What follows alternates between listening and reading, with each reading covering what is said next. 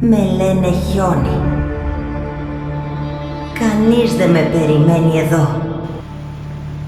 Όχι ανάμεσα σε φοίνικες, πέτρες και θάλασσα. Μα έρχομαι. Αργά, σιωπηλά, σκεπάζω τα βουνά με λευκό και φέρνω κάτι που ξεχάστηκε.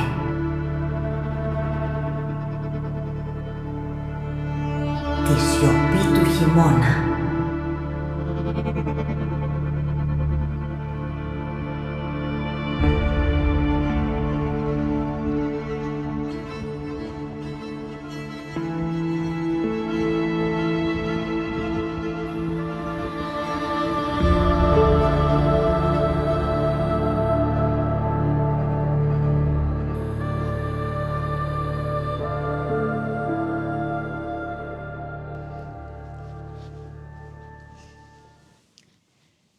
Chioni ist die griechische Göttin des Schnees und auf der Suche nach ihr sind wir in den griechischen Norden gefahren. Wenn man Griechenland hört, denkt man automatisch an endlos lange Strände und kristallklares Meer. Was viele jedoch nicht wissen, das Land ist zu über 70% von Bergen bedeckt und wird im Winter von kaltem Wetter und jeder Menge Schnee heimgesucht. Chioni, wie es auf Griechisch heißt.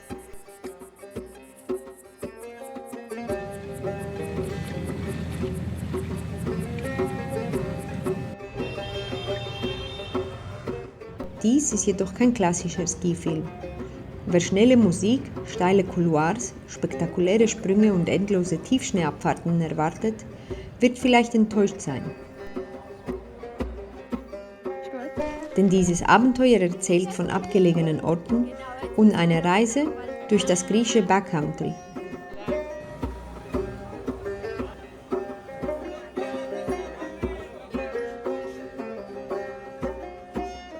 Abseits der Touristenorte haben wir versucht, die höchsten Gipfel von Pindos zu erklimmen.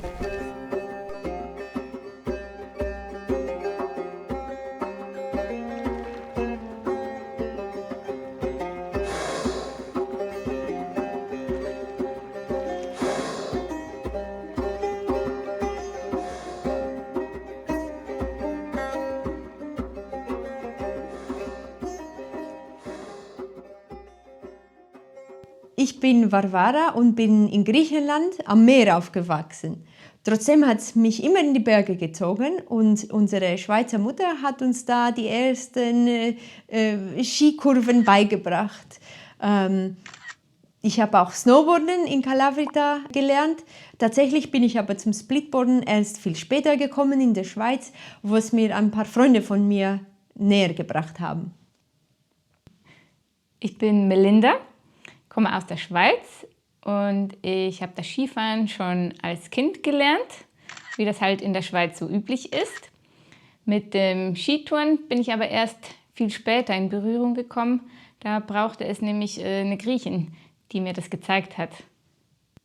Unser Ziel war es, die höchsten Gipfel des Pindusgebirges zu erklimmen, um uns auf den Olymp vorzubereiten.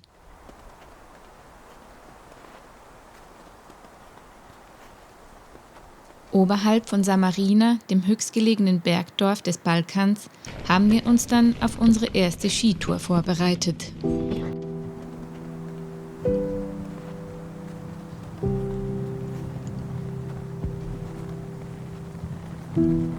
Die Landschaft, die Bäume, die Weite und die Nähe zum Meer, all das macht die griechischen Berge zu etwas ganz Besonderem.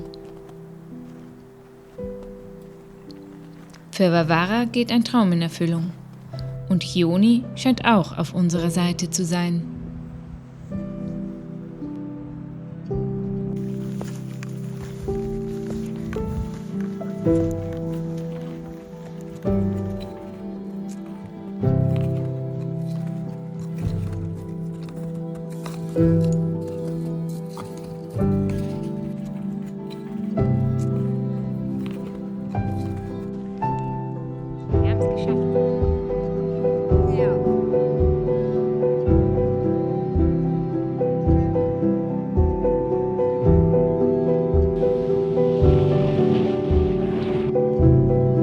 Wir Wir suchen nicht die höchsten und auch nicht die schwierigsten Gipfel dieser Erde, die unsere Gedanken leiser machen und den Lärm des Alltags verstummen lassen.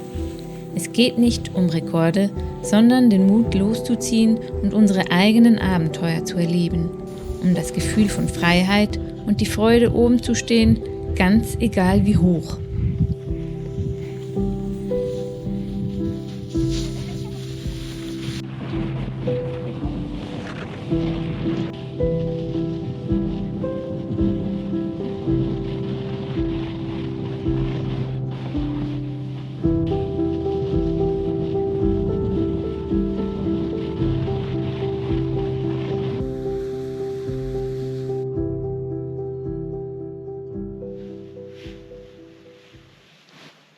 Guten Morgen.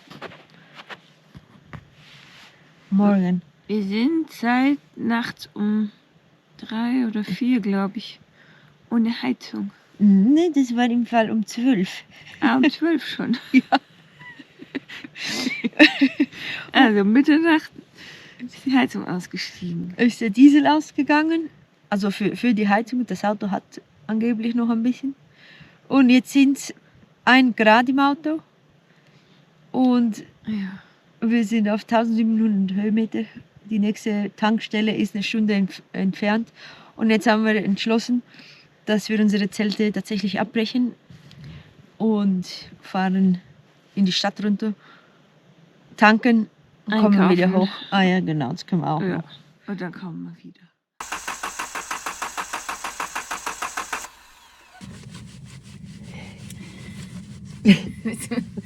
Willst du was sagen?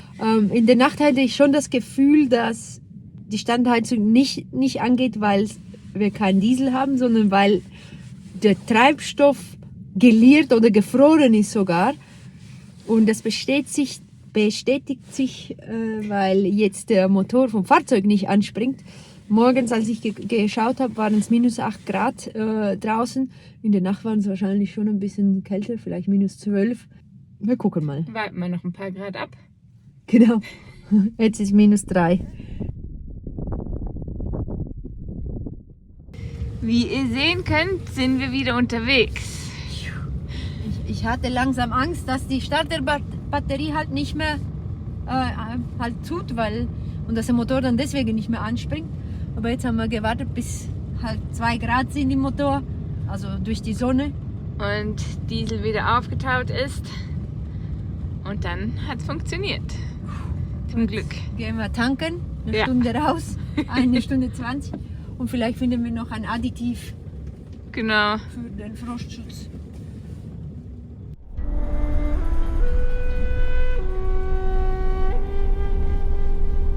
Tief im griechischen Winter, irgendwo zwischen wilden Pferden und schneebedeckten Pässen, fühlen wir uns wie die größten Abenteurerinnen, gespannt, was hinter der nächsten Kurve auf uns wartet.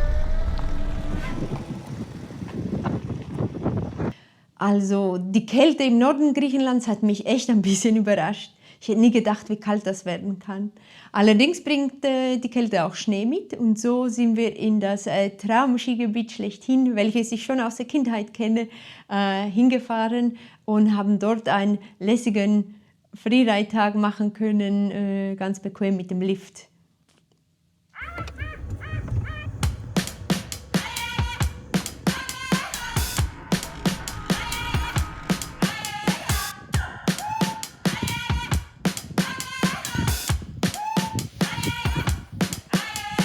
What you gonna do when the rain is coming down? Nothing more to do when there's no one else around. Bring it back to the middle, push, take it back to the rhythm. Keep it up for good when the sky's falling down. All you gotta do is to bring it to the ground. Take it up to your inner move. Stop, start, down. Nobody can get what you're going through. Nobody can get what you've done. Nobody can get what you're going through. What you gonna do with it? What you gonna do with it? Let's get it done.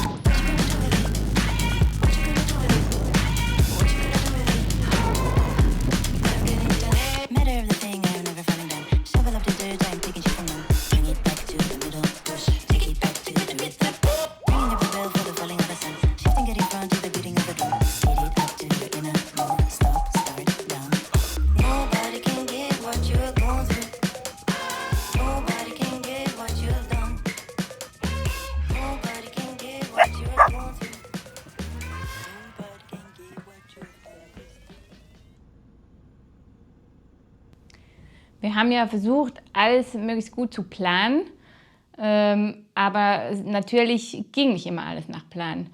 Gerade was so Naturgewalten angeht, da waren wir manchmal machtlos und konnten nichts dagegen ausrichten, wie beispielsweise auf dem Weg durch ein Tal, wo wir zum Barospass wollten.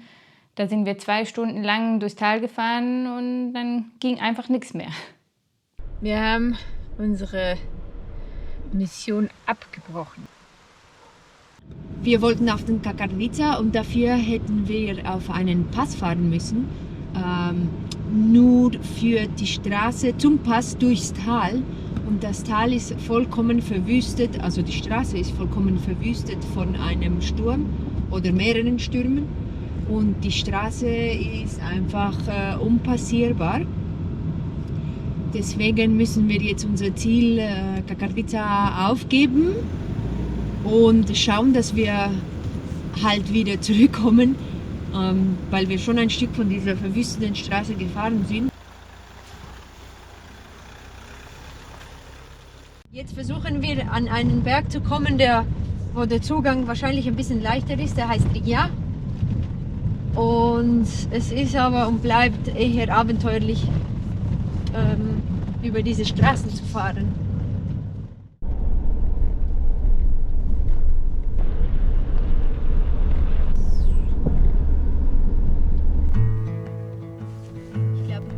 Auch wenn nicht immer alles so klappt, wie wir uns das erhoffen, genießen wir diese Reise und sind immer wieder erstaunt, an welch abgeschiedene und atemberaubend schöne Orte uns unsere Abenteuerlust führt.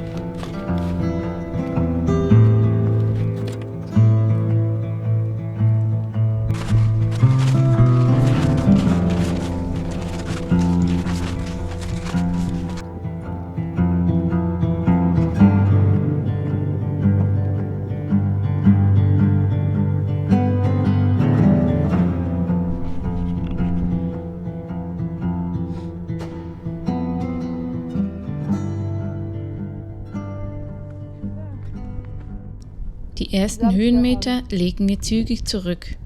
Doch plötzlich standen wir vor einer steilen Wand, die uns aufgrund der ungenauen Karten bei der Planung nicht aufgefallen war. Die Anspannung in solchen Momenten zuzulassen und zu verstehen, ob sie berechtigt ist oder nicht, ist wichtig. Denn sie erinnert dich daran, dir deiner Umgebung bewusst zu sein und die Gefahr richtig einzuschätzen. Und vielleicht lieber einmal zu viel umzukehren. Um uns nicht in Gefahr zu bringen, entschieden wir uns, über den Rücken aufzusteigen und keine Lawinen auszulösen.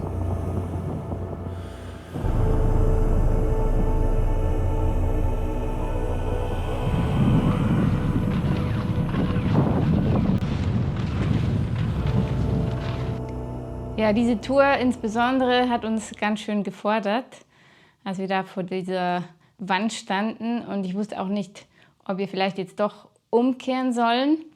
Und dann haben wir es dann aber doch bis auf den Gipfel geschafft und dieses Gefühl dann da oben zu stehen, das erfüllt einen schon mit Stolz und sehr viel Freude.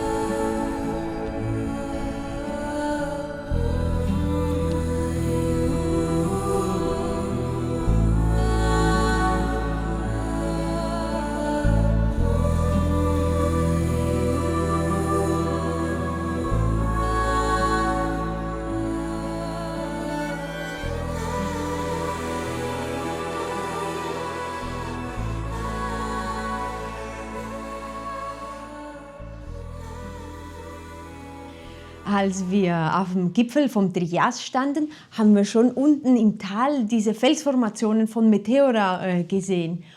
Und Meteora heißt ja in der Luft schwebend. Ich hatte die vorhin, als ich in Griechenland gelebt habe, nie besucht. Und wir haben jetzt gedacht, doch, jetzt müssen wir da mal hin. Und die haben uns wirklich weggehauen. Also wenn man wirklich live mal da steht, ist das einfach einmalig.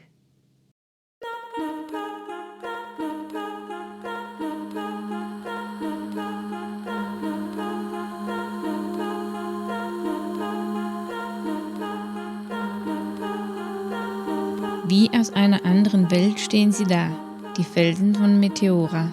Alt wie die Zeit, gewaltig wie das Land selbst. Und dahinter, fast schwebend, die weißen Gipfel, in denen wir gerade erst noch unterwegs waren. Ein Moment, der sich einprägt, still und doch voller Bewegung.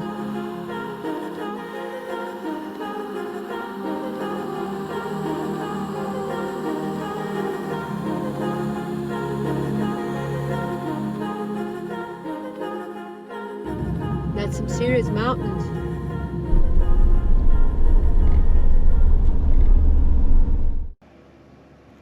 Ja. Ja, genau, ich habe das Gefühl, genau, ja. Er macht Join. Ja.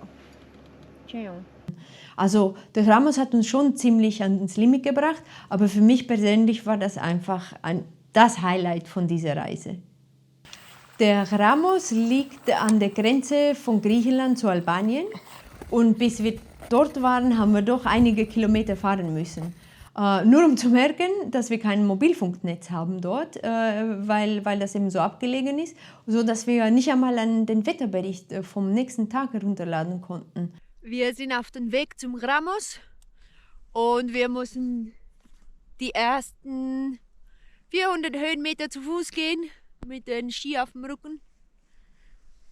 Und jetzt haben wir umgesattelt und gehen weiter. Es ist relativ weit. Aber die Aussicht ist einfach fantastisch.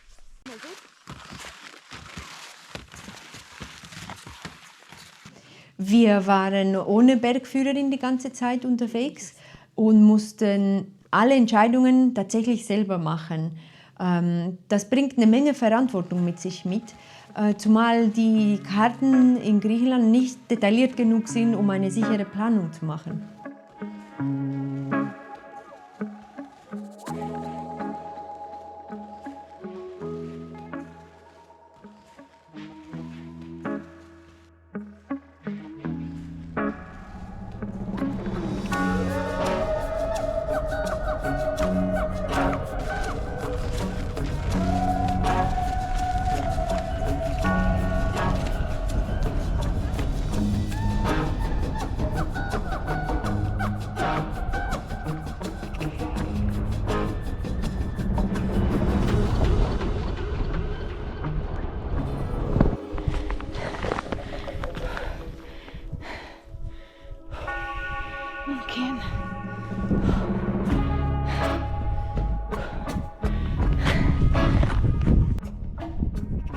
Das sieht alles so easy aus.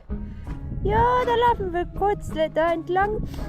Und dann, in Realität, sieht das zum Gipfel so aus.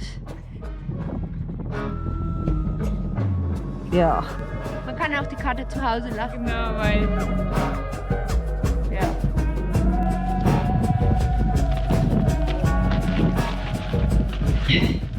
So, heute haben wir leider keinen Gipfel für euch. Aber wir können ja immer noch. Wo? Den Sakuli. Dann gehen wir halt zum Sakuli. Ja. Der hier, der Ramos, ist ein bisschen unsympathisch Und weit. und weit. Deswegen kehren wir hier um.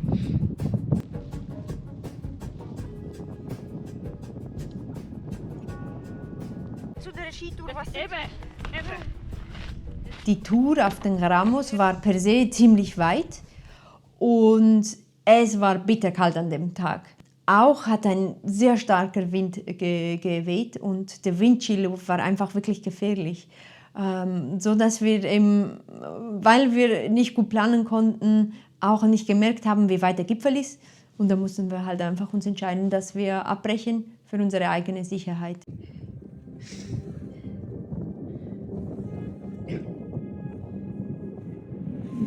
Wir wissen, hier draußen darf kein Fehler passieren. Deswegen gehen wir kein Risiko ein. Und wenn wir nach so einem Tag wieder unten ankommen, erschöpft, aber glücklich, dann ist da diese stille Erleichterung, alles richtig gemacht zu haben.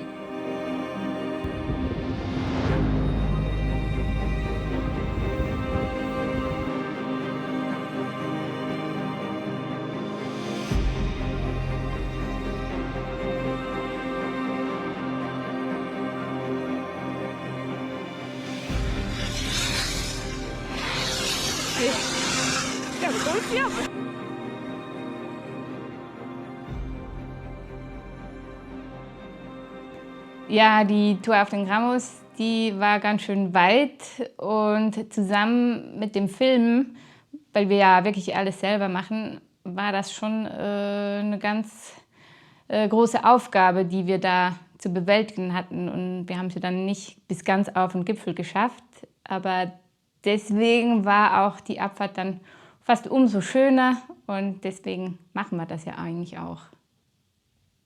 The party's over! Das war's. Hier endet auf dem Rasen, wie es angefangen hat. Die meisten Touren in Nordgriechenland sind sehr weit. Bis zum Schnee und zurück sind wir oft einige Kilometer und Höhenmeter mit Skis und Boots auf dem Rucksack aufgeschnallt gegangen. Der Rucksack wiegt dann schnell einmal um die 15 Kilo.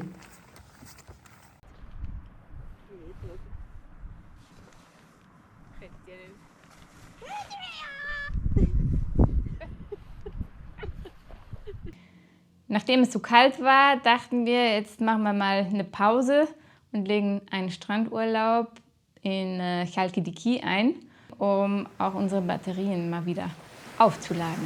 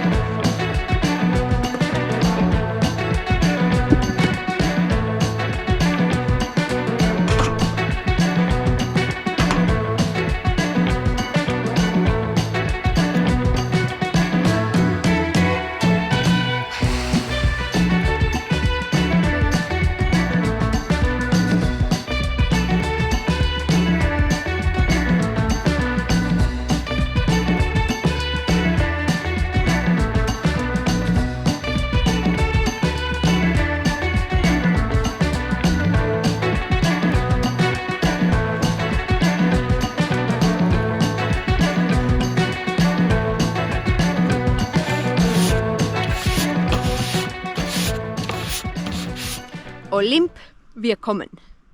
Als Highlight unserer Griechenland-Tour hatten wir den Olymp geplant. Das ist natürlich der Berg, den man besuchen muss. Und als wir da ankamen, ist Melinda krank geworden. Da konnte ich die Enttäuschung von ihr wirklich in ihrem Gesicht lesen. Und ich fand es auch sehr schade, dass wir nicht zusammen dieses Abenteuer beenden können.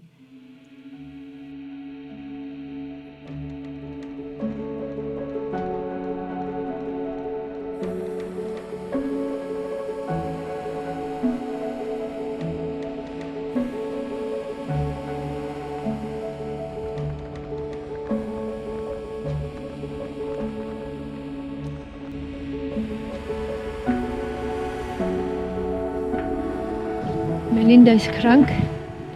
Ich habe mich jetzt entschieden, dass ich einen Solo-Versuch mache. Die Bedingungen sind ganz sicher. Jetzt versuche ich einfach da mal hoch zu gehen, mal schauen, wie hoch ich komme.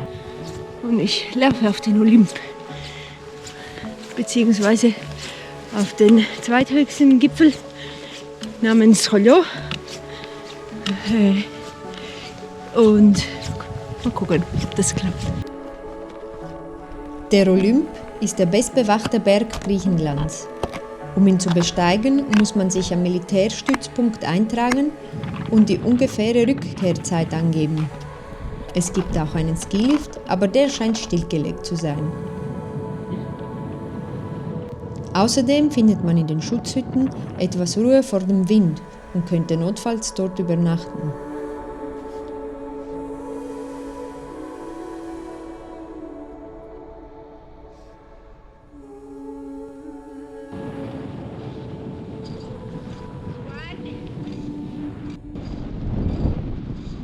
Und dann die letzten Schritte. Und ich war da, auf dem höchsten Berg Griechenlands. Ich war überwältigt von dem Moment und von dem, was wir alles erreicht hatten. Aber auch ein wenig traurig, dass Melinda nicht mit dabei auf dem Gipfel war.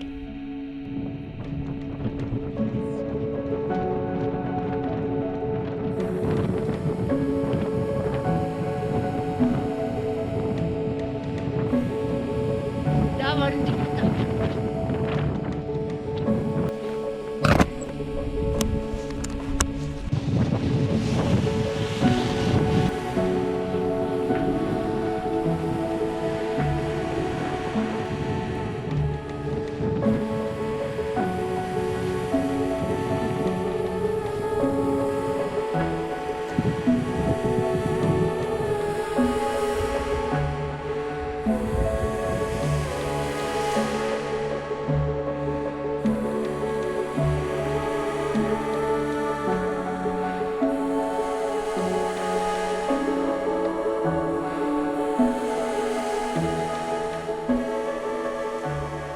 Da standen wir dann vor dem Olymp und ich wurde krank. Da war ich schon sehr traurig, weil ich hätte mir natürlich einen anderen Abschluss für unsere Tour gewünscht.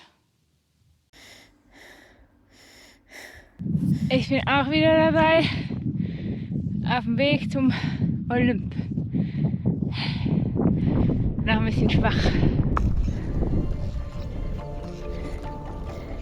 Schwach, aber entschlossen machte ich mich auf den Weg zum Olymp.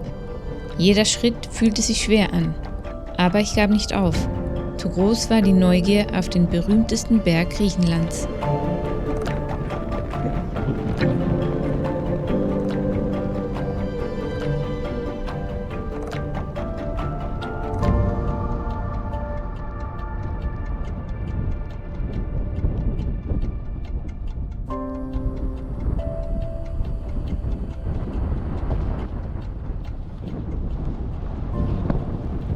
Und dann standen wir doch noch zusammen auf dem höchsten Gipfel Griechenlands, dem Zuhause der Götter, und konnten unser Abenteuer gemeinsam abschließen. Ganz viel Wind.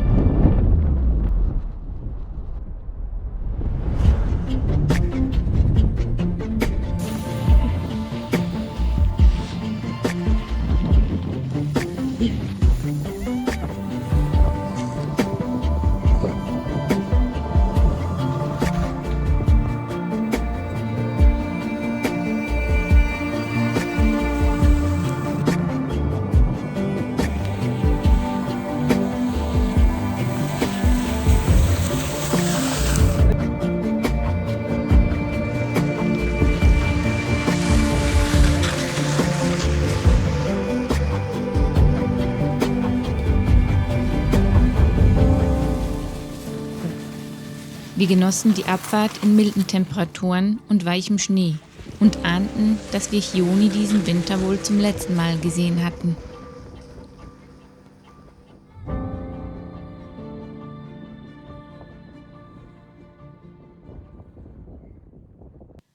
Also Griechenland im Winter hat mich schon sehr überrascht. Ich hätte nicht gedacht, dass es so kalt wird und dass es auch so viel Schnee hat.